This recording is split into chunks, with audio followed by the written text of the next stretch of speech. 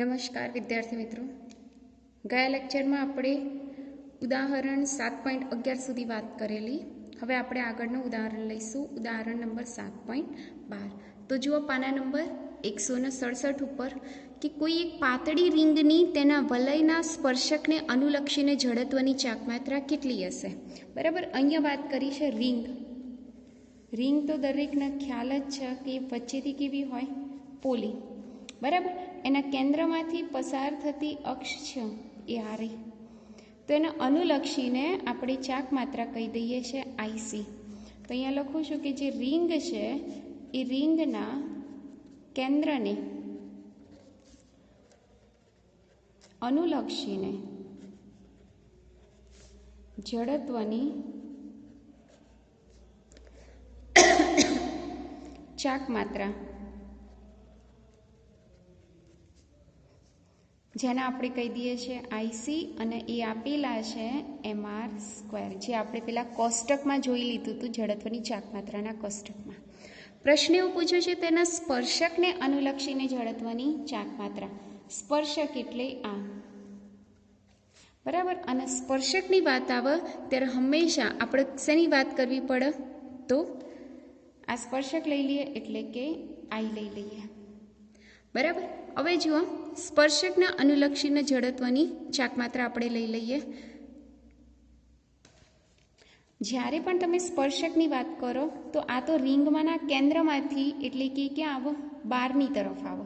પણ આપણે તો સ્પર્શક માટે એના માટે શું લેવું પડે, વ્યાસને અનુલક્ષી, એટલે કેન્દ્ર નહીં પણ કયું લેવું પડે, વ્યાસને અનુલક્ષીને જડત્વની ચાકમાત્રા, જેની કિંમત છે mr²/2. આ બંને વચ્ચેનું જે અંતર છે એ અંતર કેટલું લઈ લઈશું આપણે, r, જેને બે અક્ષ વચ્ચેનું લંબ અંતર કહીશું d બરાબર r. બરાબર, એટલે અહીંયા લખીશું આપણે કે સમાંતર અક્ષના પ્રમેય અનુસાર, સમાંતર અક્ષના પ્રમેયાનુસાર શું લખાશે, i બરાબર આઈસી વત્તા md². આઈસીની કિંમત mr²/2 વત્તા એમના એમ, અને ડીની જગ્યાએ શું લખીશું, r². અડધો વત્તા 1 એટલે 1.5 થાય, અને 1.5 એટલે 3ના અડધા થાય, 3ના અડધા એટલે 3/2 mr², એમના એમ. એટલે આ મળ્યું આપણને જડત્વની ચાક માત્રા. કોને અનુલક્ષીને, તો સ્પર્શકને અનુલક્ષીને જડત્વની ચાક માત્રા આપણે આ રીતના શોધી શકીએ છીએ. તો આ રીતના ઉદાહરણનો દાખલા નંબર 12 પણ આપણે કમ્પ્લીટ કર્યો. ત્યારબાદ જોઈએ આપણે ઉદાહરણ નંબર 13. જો ઉદાહરણ નંબર 13ની અંદર આપણે પેલા 3 સમીકરણો સાબિત કરવાના છે. કયા 3 સમીકરણો?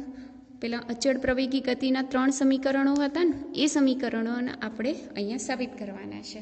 બરાબર, તો કેવી રીતના કરીશું, તો ધ્યાનથી જુઓ. આપણી પાસે એક સૂત્ર છે, કયું કે આલ્ફા બરાબર dω/dt. આવું એક સૂત્ર છે. તો હું શું કરીશ, dω બરાબર શું થઈ જશે, આલ્ફા dt. બરાબર, હવે dω બંને બાજુ આપણે સંકલન કરી દઈએ. તો સંકલન કરી દઈએ તો આવી રીતના થઈ જાય. બરાબર, dω એમના એમ રાખીએ, આલ્ફા બહાર નીકળી જાય, અંદર શું આવશે, dt. જ્યારે ઓમેગાની કિંમત ω0 ત્યારે t બરાબર 0, અને t બરાબર t સમય ઓમેગાની કિંમત કેટલી લેવાની, ઓમેગા. dωનું સંકલન કેટલું થશે, ω0 થી ઓમેગા બરાબર આલ્ફા, ડીટીનું સંકલન t, લિમિટ આવશે 0 થી t. Upper limit minus lower limit મૂકી દઈએ, અને અહીંયા થઈ જશે upper limit minus lower limit મૂકી દઈએ. તો અહીંયા થશે ઓમેગા માઇનસ ω0 બરાબર આલ્ફા ટી થઈ જશે. તો ઓમેગાના સૂત્રનો કરતા બનાવીએ તો ω0 વત્તા આલ્ફા ટી. આ પહેલું સમીકરણ આપણે સાબિત કરી દીધું, સમીકરણ નંબર 1. આ પહેલું સમીકરણ આપણે સાબિત કર્યું. હવે બીજું સમીકરણ સાબિત કરવાનું છે, તો એના માટે આપણે લઈશું ઓમેગાનું સૂત્ર. બરાબર, ઓમેગાનું સૂત્ર કયું છે, તો ઓમેગા બરાબર d θ/d. dt बराबर।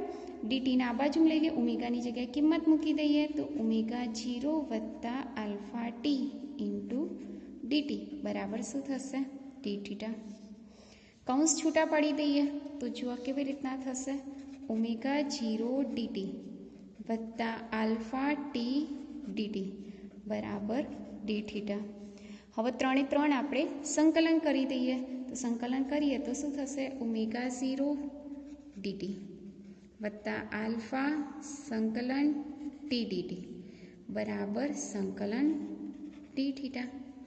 लिमिट मूकी दईए, टी नी सापेक्षे करवानुं एटले 0 थी टी नी सापेक्षे करवानुं एटले 0 थी टी अने थीटा नी सापेक्षे करवानुं एटले 0 थी थीटा बराबर। किंमत मूकी दईए, सादुरूप आपी दईए तो जुओ dt નું સંકલન t થાય, t dt નું સંકલન t² ભાગ્યા 2 થાય અને d થીટા નું સંકલન થીટા થાય।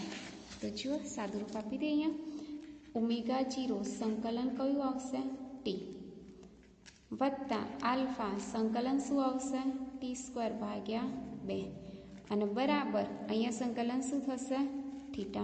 લિમિટ તો 0 થી t 0 થી t અને 0 થી theta. Upper limit minus lower limit करिए तो कोई फरक पड़वानो नहीं एटले जवाब तो शू आवशे ओमेगा 0 टी वत्ता अहीं भी अपर लिमिट लोअर लिमिट मूको एटले जवाब आवशे 1/2 अल्फा t² अने बराबर थीटा। एटले थीटानुं सूत्र शुं थशे omega 0 t plus 1/2 alpha t नो स्क्वेर। तो आपणे बीजुं समीकरण पण मेळवी लीधुं। हवे आपणे त्रीजું समीकरण मेळवीए तो त्रीजा समीकरण माटे आपणे फरीथी आ सूत्र लेवानुं जे पहेલું यूज कर्युं तो कयुं आल्फा बराबर डी ओमेगा बाय dt। हवे आ समीकरणमां सेज सुधारो करूं छुं। शुं करूं छुं डी थीटा वडे गुणुं अने डी थीटा वडे भागी काढुं। कोई फरक नहीं पड़े जवाबमां एनुं ए ज रहेशे। तो आ डी थीटाने अहींया लई आवुं अने आ डीटीने आ बाजु लई आवुं।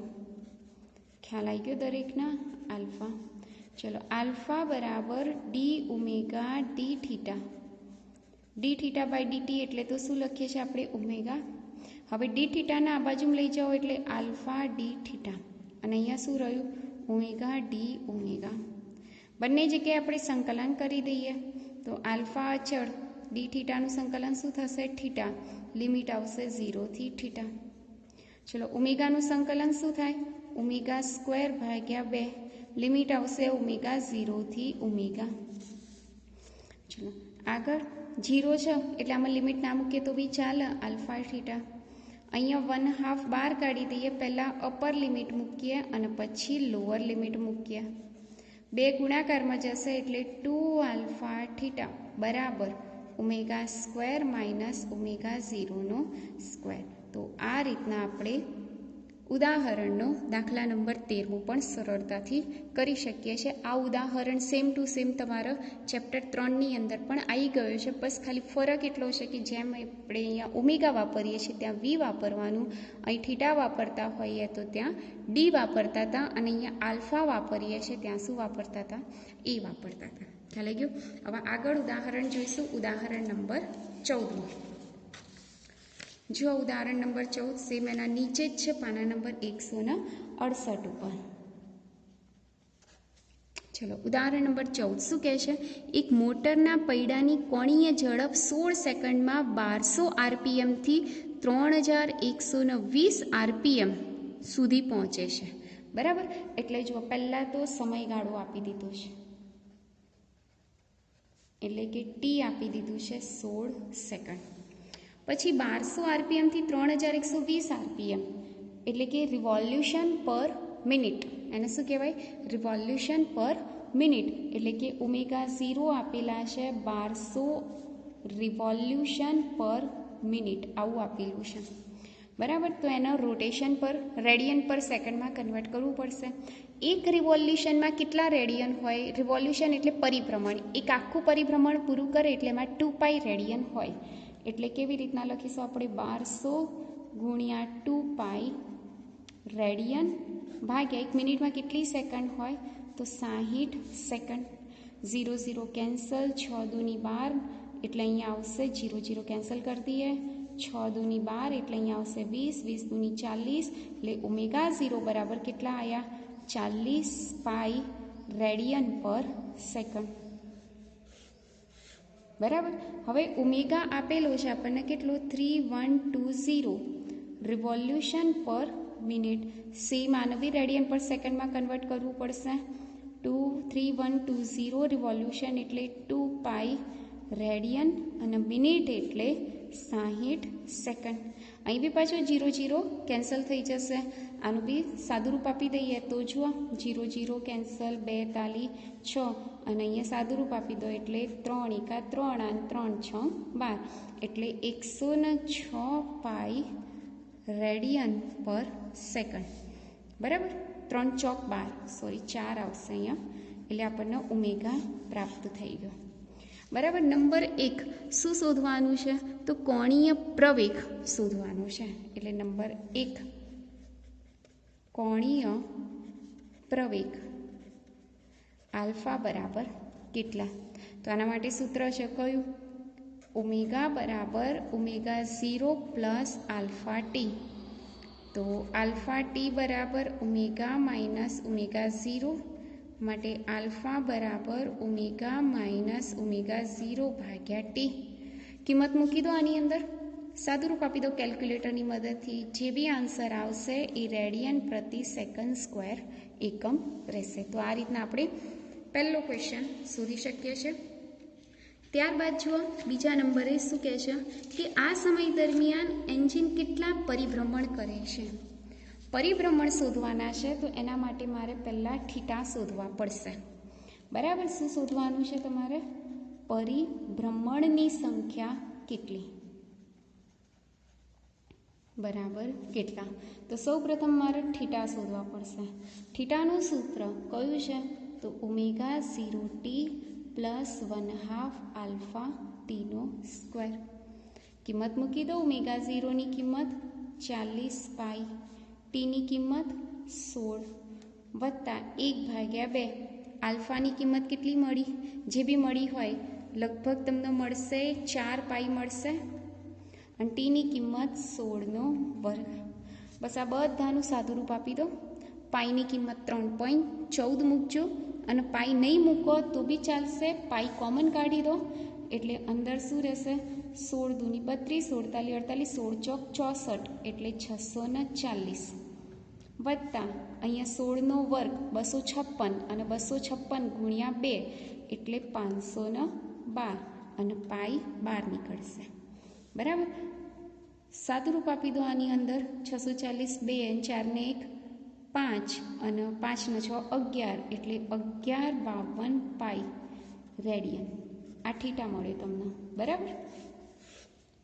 તમારે તો શોધવાનું છે પરિભ્રમણની સંખ્યા. તો ખાસ એવું બોલીએ છીએ કે 2π જેટલું ભ્રમણ કરાવવામાં આવે, 2π જેટલા રેડિયનના ભ્રમણ માટે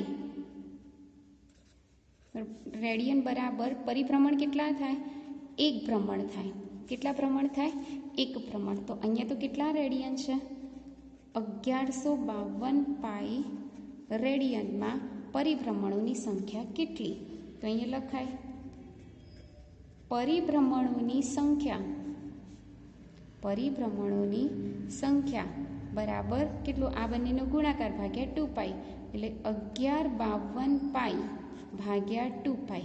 પાઈ કેન્સલ થઈ જશે, બંનેનો ભાગાકાર કરીએ એટલે તમારો જવાબ આવશે 576. તો આ રીતના તમે ઉદાહરણ નંબર 7.14 પણ કરી શકો છો. ત્યારબાદ ઉદાહરણ જોઈએ આપણે 7.15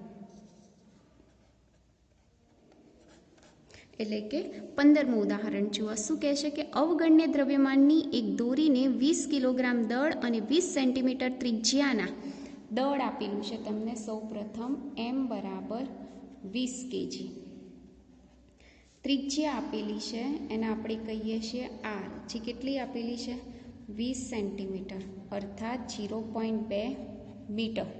સેન્ટીમીટરનું મેં શેમાં કન્વર્ટ કર્યું તો મીટરમાં કન્વર્ટ કર્યું. ત્યારબાદ શું કહે છે કે આકૃતિમાં બતાવ્યા પ્રમાણે, એટલે કે આકૃતિ કંઈક આવી આપેલી છે,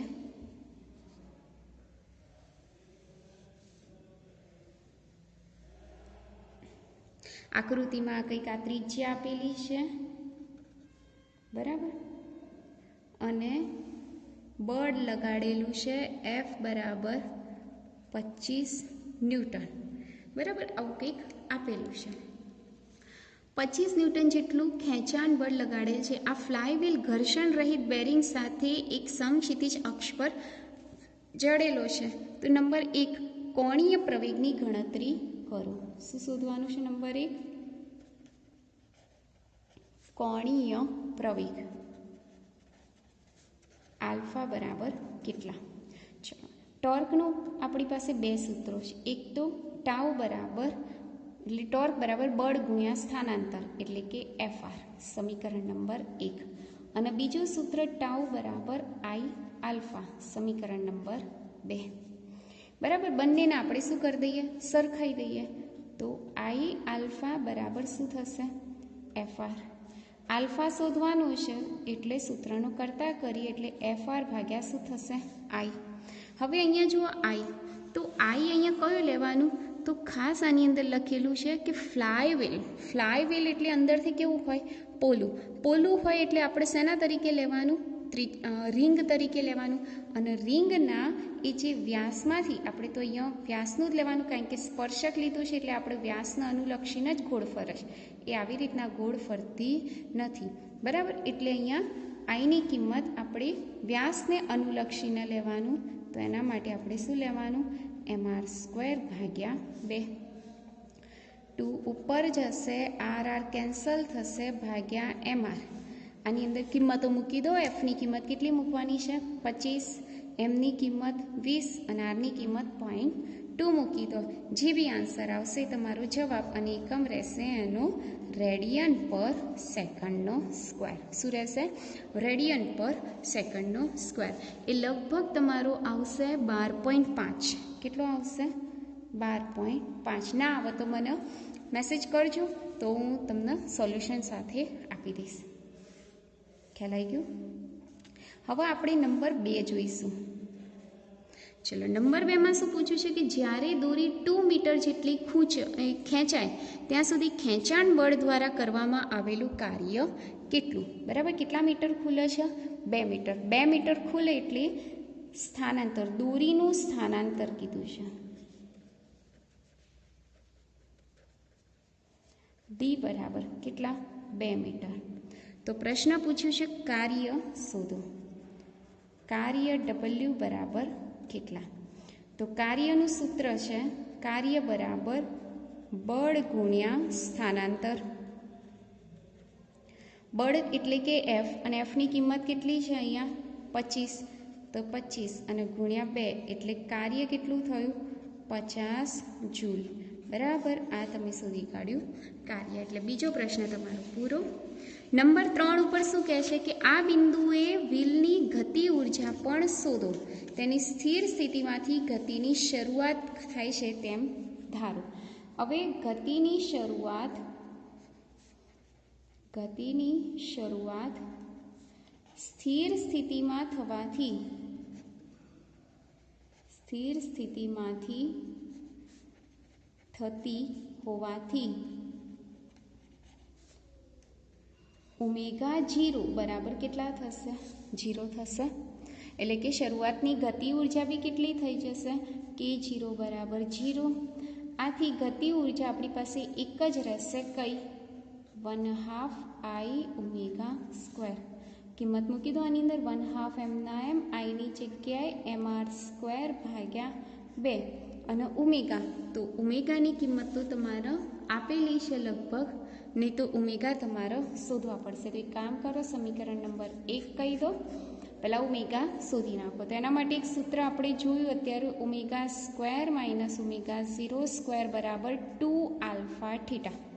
હવે ઓમેગા 0ની કિંમત તો કેવી છે? 0, એટલે આ 0 થઈ જશે. તો ઓમેગા² બરાબર શું થશે? 2 આલ્ફા થીટા. ની કિંમત આપણે શેમાં મૂકવાની છે? સમીકરણ 1માં. બરાબર. તો સમીકરણ 1માં આપણે મૂકી દઈએ. ચલો મૂકો કિંમત. તો ગતિ ઉર્જા બરાબર શું થશે? 1/2 આઈની જગ્યાએ આપણે મૂકવાનું છે mr²/2 અને જે ઓમેગા સ્ક્વેર છે એની જગ્યાએ આપણે મૂકીશું 2α θ. 2 કેન્સલ એટલે અહીંયા શું વધ્યું? mr²α/2 θ. બરાબર. હવે થીટા માટે હું શું કરીશ? મારી પાસે એક સૂત્ર છે. કયું? ચાપ બરાબર ખૂણો ગુણ્યા ત્રિજ્યા. શું લખીએ છીએ આપણે? ખૂણો ગુણ્યા ત્રિજ્યા.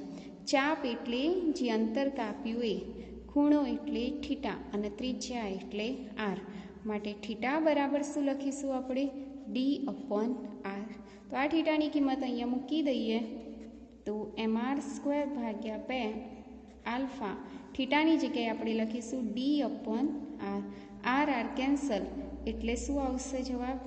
mr∝d/2. તો આ તમારી ગતિ ઉર્જા અને એનો જવાબ બી લગભગ તમને કેટલો મળશે? 50 જૂલ જ પ્રાપ્ત થાય છે. એટલે કે આ ગતિ ઉર્જા બી આપણને કેટલી મળે છે? 50 જૂલ મળે છે. ચોથો પ્રશ્ન શું પૂછ્યો છે કે બી અને સીના જવાબોની સરખામણી કરો. તો શું સરખામણી કરશો? શું લખશો?